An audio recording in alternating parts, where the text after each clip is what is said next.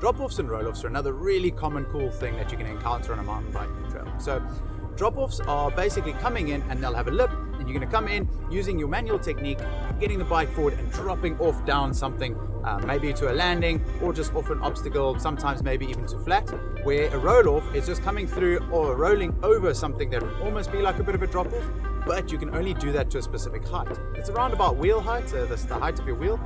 Sometimes you can, sometimes you can't, it obviously depends, but coming in and rolling off of an obstacle or like a drop-like obstacle on the trail. So the drop-off is when you pick your wheels up over that, and the roll-off is just rolling over that.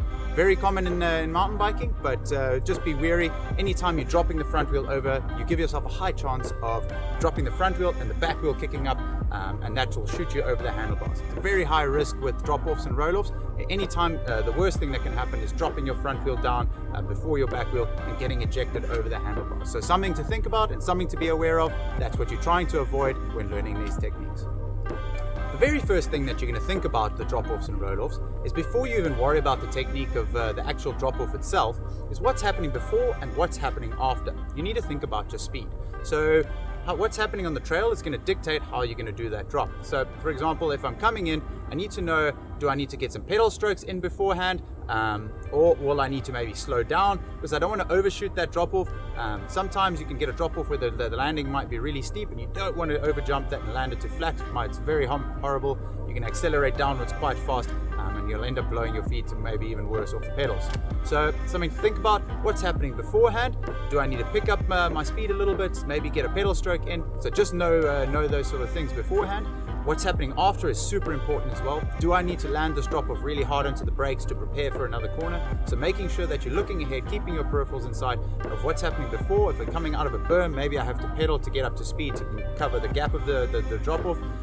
Or perhaps, and like I say, as well for afterwards, making sure that if you need to get hard on the brakes, you can do that nice and quickly. So making sure the first point of call with drop-offs and roll-offs is what's happening before, what's happening after them. So the drop-off technique comes down to a fundamental understanding of some of your basic bike skills. Learning to pick the front wheel up, learning to manual, and the bunny hop as an added bonus. It's about getting that front wheel up and dropping it when you want to, and not by accident. So picking the front wheel up for as long as you want to, and then dropping the bike when you're ready. It comes down to timing. So you don't want to do it too soon. You're like a half a meter before. Otherwise you're going to be riding with that front wheel in the air, and if it does start dropping, the chances are you might drop a little bit too soon and it'll eject you over the front. So as your front wheel is coming to the end of the lip, that's when you want to be worried about getting that front wheel up. So as my front wheel is coming to the end of the lip here, what I'm doing is I'm sinking my hips back, straightening out my arms, lifting that front wheel from there accordingly, and my weight's going to be over the back. And once my back wheel goes off, when I'm in the air, I'm trying to match the gradient of the landing. So if it's nice and steep, I'm going to rock the bike forward. If it's flat, I'm going to make sure that my bike is nice and level in the air. I'm not looking to pick it up, pull my front wheel so hard that I land on my back wheel off the drop. And again, I don't want to be landing front heavy off the drop. That just might indicate that you're not doing the front wheel lift correctly. This technique is really cool because a drop off that you're doing off a pavement and a drop off that you're doing off a really high drop is exactly the same. So the technique that you apply is exactly the same. It's all about shifting your weight back, picking the front wheel up, and as you're getting over, then dropping the bike accordingly. So you can do this over a small drop, and I encourage you to do that where there's just a lot less risk, and then progress it on the trail, build up. Don't just jump into the deep end and drop off the biggest drops you can find. So the technique is super important. Make sure that you've got a couple of those other techniques down first, then worry about the drop off. Great skill to practice over and over in the parking lot, and then start applying on the trail as well.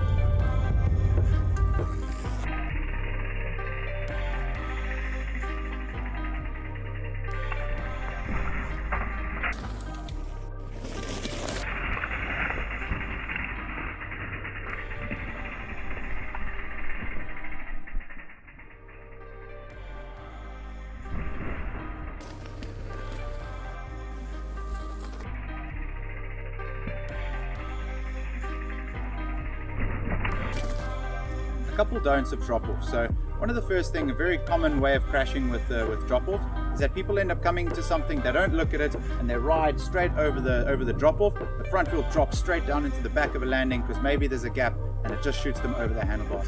make sure that you're looking ahead, and if you know if it's a drop or not.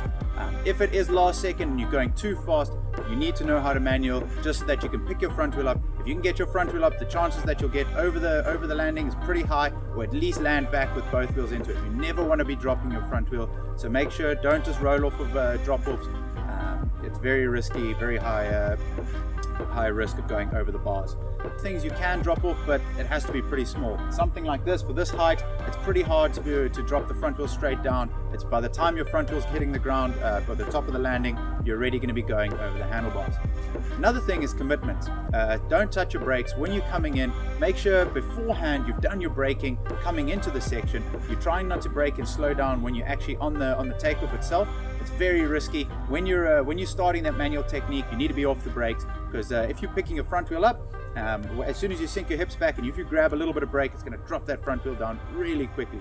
So make sure that you're not getting on the brakes from there. It's just another really important thing that you need to know about. When you're landing, you can get hard on the brakes from there, but make sure until you're airborne, you don't want to be getting on the brakes at all. The last don't that you don't want to do is make sure that you're looking ahead, and don't look straight down at the drop. So not looking right down at your front wheel as you're coming off. Make sure that you're keeping your head nice and high.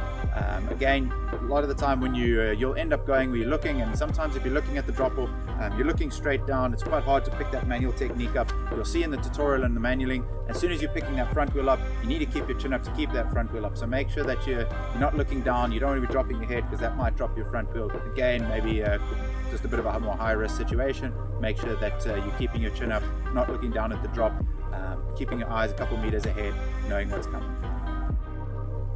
The last little thing that I want to give you a tip on drop-offs is learn to do something in the air. The same way when you're learning to jump, give yourself a little bar turn, something to do in the air. You don't necessarily need to be whipping, but I find it detracts from everything at hand. So sometimes as I'm dropping off, I'll learn to do a little bit of a bar turn. That becomes habit, and it makes the drop off a little bit easier. You start thinking about that, and everything else starts happening subconsciously. So as you're getting into the air, give yourself a nice little bar turn.